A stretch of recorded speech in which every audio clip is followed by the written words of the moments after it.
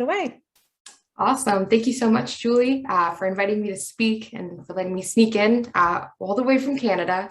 And thank you, everyone, for listening. I'm really excited. This is my first time attending any sort of sleep advocacy event, and I'm excited to share my story with you today. So a little bit about me and where it all began. So I was born in Toronto.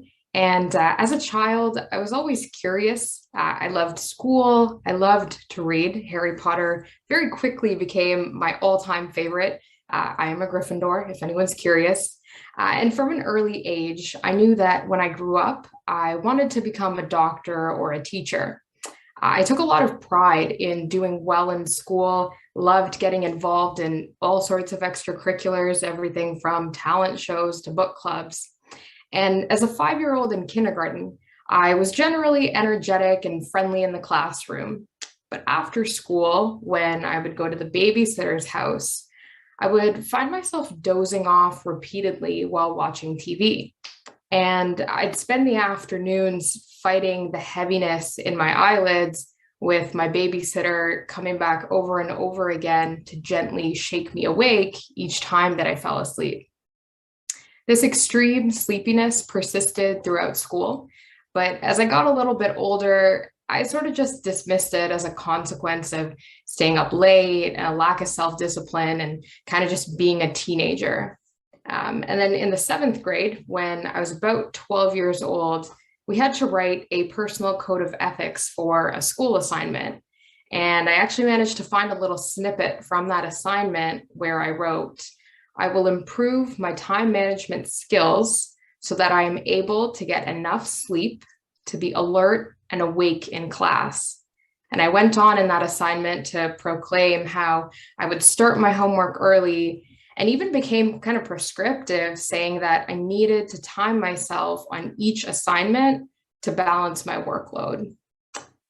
I guess at the time that I wrote it, I thought nothing of it. But looking back now, years later, I can't help but think how strange it is that a 12-year-old would write about sleep habits on a school assignment instead of focusing on academic goals and kind of career aspirations for the future. So after high school, I went off to McMaster University, which is in Ontario, and I did my double major in biology and psychology, neuroscience, and behavior, proudly maintaining my reputation as a massive nerd. And as excited as I was to be there, it was rough. My sleepiness was getting out of hand, and no matter how interested I was in the course content, it became nearly impossible for me to keep my eyes open during lectures. My attempts at note-taking were laughable. My pen would trail off the pages as I drifted off during lecture, turning my already messy handwriting into basically undecipherable glyphs. And sometimes I would actually fall asleep for a few seconds, 2 or 3 times, while writing out a single word. I've got an example here on the slide from my human cognition lecture that I took in 2nd year. And if we try to read it, it looks like I wrote "harder to find red triangle because," and who knows, I have no idea. It was always funny when, classmates asked me for my lecture notes. I'd say, "Sure, go nuts. And if you figure out what it says, please let me know." And it's easy to laugh about it now, but I still remember the frustration in the moment, feeling like I woke up early to make it to morning lectures, sitting there for an hour, trying my absolute best to take notes and maintain consciousness, and then going home at the end of the day to find that my notes were useless. I think this image in particular is a great example. I never actually managed to write down why it was harder to find the red triangle. And that was the most important part of the lecture. And so once I tried to, make sense of my notes and they didn't, I would go back and listen to lecture recordings that I took to try and fill in the gaps. But even that sometimes would take hours because I kept having to rewind every time I dozed off. And so, even just getting a complete set of lecture notes was often a painstaking process. As I carried on through university, I began to see and hear things that weren't there, like hearing voices talking while I was studying for the MCAT, or seeing a girl pacing at the front of a lecture hall, a girl who wasn't real. And it was then that I realized I couldn't keep brushing things off and that I really did need to see a doctor. When I mentioned my sleepiness to the people around me, some of them suggested that I might just be stressed. Some said I might simply be bored with studying. And I didn't want to tell my parents that I was hearing things. So in August of 2016, I made the decision to go see my family doctor by myself. And since I hadn't told my parents, it meant, taking public transit to get to the clinic, which meant an hour and a half each way. And the whole way there on the buses and the trains, I gave myself internal pep talks. But even after all that rehearsal, I struggled to get the words out as I sat across from my doctor in her office. And eventually I did manage to tell her about the extreme sleepiness, the difficulty staying awake in class and studying, and the voices that I was hearing. And that was the first time I heard the term narcolepsy. My doctor mentioned that it might explain what was happening, and she referred me to a sleep specialist for further investigation. Now, the sleep specialist scheduled me for a sleep study that would have been almost a year away. Luckily, a cancellation spot opened up for me in December of 2016. Many of my experiences aligned with the narcolepsy diagnosis, but the results were inconclusive and required further follow-up. And so the sleep doctor asked me to commit to getting 8 hours of sleep every night for the next 6 months to see if anything changed. And during that observation period, there was one nagging thought that kept poking at me. And I asked, did I do this to myself? I wondered if years of having no routine and of being sleep deprived had led me to the point of hallucinating. And I was terrified at the idea that this might have been entirely preventable.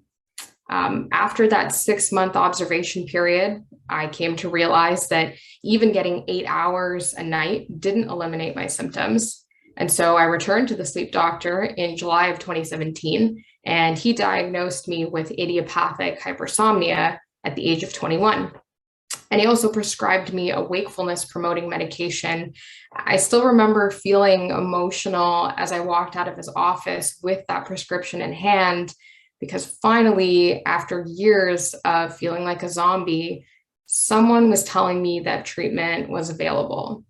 And despite the validation of having a sleep disorder acknowledged by my doctor, I did find that throughout my journey, there were times when I felt like my doctor wasn't really hearing me and my whole story. And given the overlap with narcolepsy symptoms that I experience, I do continue to question that diagnosis. So it was a long road to get here, but I did complete my undergraduate program. And I'm excited. This September, I started graduate studies in a health science education program. Life with idiopathic hypersomnia required making certain adjustments, many of which were in the context of school. So for me, it meant taking an extra year to space out my courses in my undergrad, shifting plans from medical school to graduate studies, registering with accessibility services at the university so that I could get academic accommodations, and then also learning to have open, honest conversations with my supervisors and professors about my capacity. I did make those adjustments, but doing the right thing and making the responsible decision every time is hard. Missing out on late night conversations with friends or falling behind on school assignments just so that I can maintain a regular sleep schedule is annoying and frustrating, especially knowing that I'll still experience symptoms even with a full night's sleep. And having to turn down exciting opportunities or putting hobbies on the back burner so that I can, be responsible and conserve enough energy to meet my obligations, whether that's work or school or family, can at times be disheartening. And, again, I've made these adjustments and I'm grateful that they let me get here and slowly achieve my goals. But it does feel like a trade-off at times for sure. Now, as the only student in my cohort of my grad program who isn't a practicing clinician or health professional, hearing about their educational experiences has been both insightful and jarring at times. Through my research and studies over the course of my master's, I'm hoping to better understand how we can improve learning outcomes in medical education so that healthcare providers can notice symptoms of sleep disorders sooner and reduce that delay to diagnosis. But of course, that's just one piece of the puzzle. And I really believe that it's essential that we're all working together to find more effective treatments, improve diagnostic methods, conduct essential research, and of course, continue to raise awareness and advocate for policy change. So why does all of this matter? I'd like to end off with a brief story. So not too long ago, I was at the sleep clinic with my mom for an overnight study. And that evening, as we waited in the reception area, we saw a little boy. He was maybe 5 or 6 years old, probably about the same age I would have been when my symptoms began. And he was dressed in his Batman pajamas, looking like a little superhero, waiting for his sleep study to begin. And he stood patiently beside his mother while my own mom sat beside me. And she noted how unusual it was to see kids in these types of settings. And for a moment, I got choked up and I couldn't respond. And I remember thinking, or just knowing that this little guy had someone in his life who knew enough about sleep health to raise concern and to pursue medical care. And that was inspiring. And I would never know what came of his sleep study, of course. Maybe it was a diagnosis similar to some of the ones I've touched on, maybe not. But it was uplifting to think about what a significant difference an early intervention could make in his life. I went pretty much my entire childhood and adolescence without a diagnosis. Like that little boy, my symptoms began around the age of 5. And it took 16 years for me to get a diagnosis at the age of 21. I'm sharing my story today as part of the Rising Voices of Narcolepsy, a program of the nonprofit organization Project Sleep, which empowers patient advocates to share their stories and improve public understanding of narcolepsy. It's also with the hopes that we'll see more of those little superheroes getting the support that they need. Thank you so much for listening to my story.